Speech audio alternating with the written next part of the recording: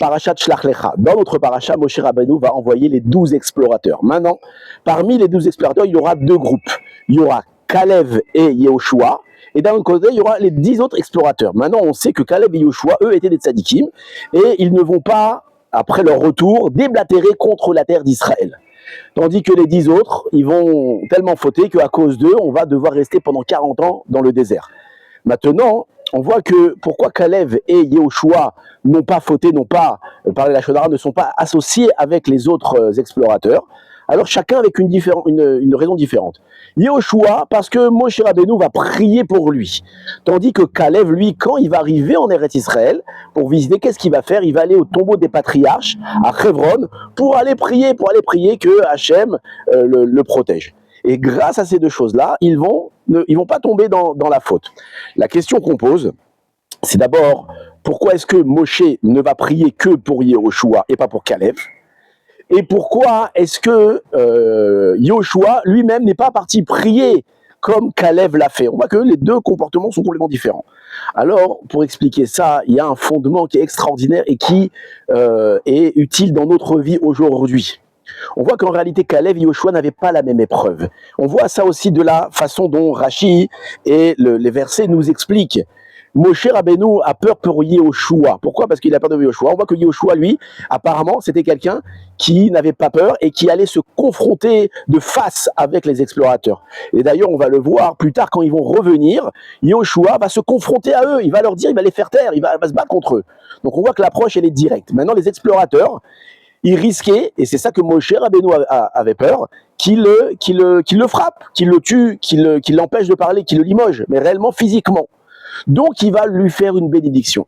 Tandis que Kalev, lui, son approche, elle n'était pas directe. Quand vous regardez dans les versets, à un moment, qu'est-ce qu'il va faire Kalev? Il va les faire taire.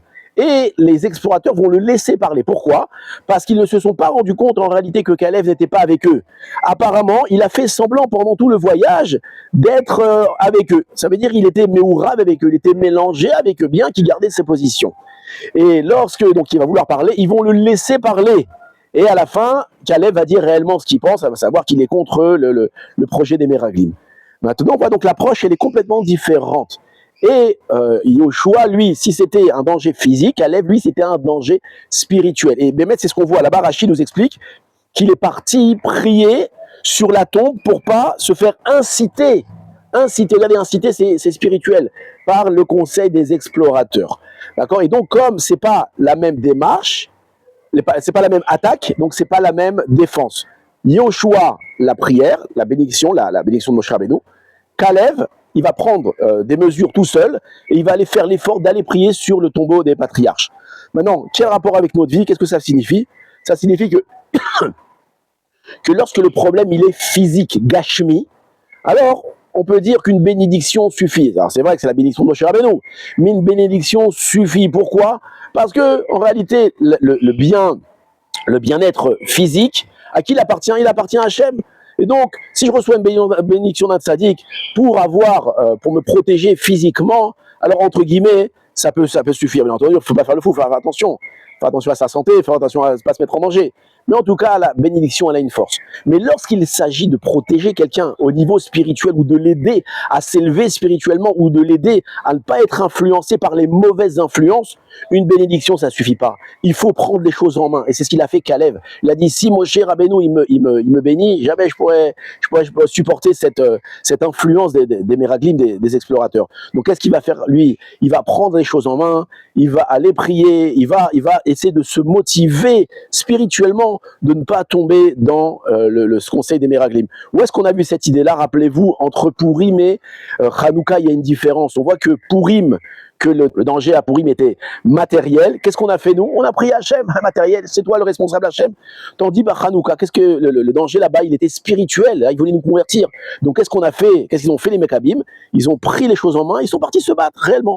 Pourquoi? Parce que quand le danger est spirituel, il faut prendre les choses en main réellement. Maintenant, pourquoi ça touche nos vies? Alors aussi, on a des problèmes, on a tous des problèmes, hein, d'accord, qu'ils soient spirituels et qu'ils soient matériels. Matériel, la parnassa, la vie de tous les jours, et spirituel, alors notre élévation spirituelle, et aussi l'éducation des enfants, etc.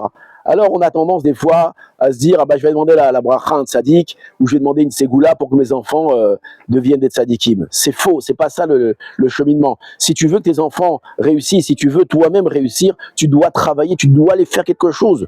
Tu dois aller leur parler, tu dois prendre des livres, tu dois travailler, faire quelque chose, t'occuper d'eux.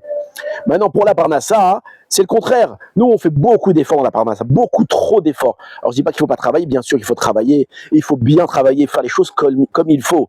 Mais il ne faut pas exagérer. Pourquoi? Parce que la parnassa, le bien-être physique, c'est Akadosh Baruch Hu qui nous le donne. Donc, on peut se mener jusqu'à demain, ça sert à rien. On ne pourra pas faire sortir du robinet plus qu'il peut en sortir. Parce qu'Akadosh Baruch Hu, il a décidé pour nous, il a décidé pour nous, pas plus.